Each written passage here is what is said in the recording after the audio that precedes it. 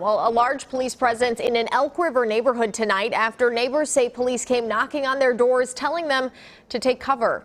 Jeff Wagner has more on what appears to be a police chase, but we're still learning about the details, Jeff. Still a very active scene here near Proctor Avenue and Highway 10. Highway 10 actually closed for several hours now. You're seeing traffic on Proctor Avenue. If I step out of the way, you'll see the Dodge Challenger crashed at the center of this whole entire situation, surrounded by several different law enforcement agencies.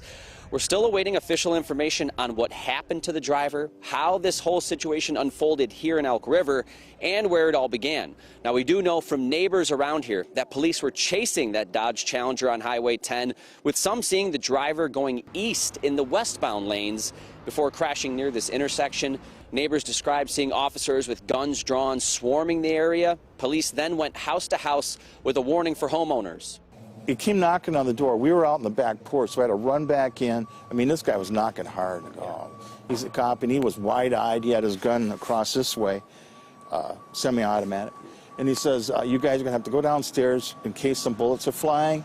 You don't want to be up here. That same neighbor said he listened to officers who were using a megaphone to try and negotiate with the driver. He says they were telling the driver to come out of his vehicle and to throw his gun out of his vehicle. That neighbor telling us about an hour later, another officer came back to his house and said he no longer needed to shelter in place. Everyone was safe, but that a man was dead. Now, again, we're still trying to get official confirmation of everything that happened here and what led to this situation unfolding in Elk River. We've been told we also need to contact the Minnesota BCA for this case. So we'll bring you the very latest details tonight at 10 o'clock. In Elk River, Jeff Wagner, WCCO 4 News.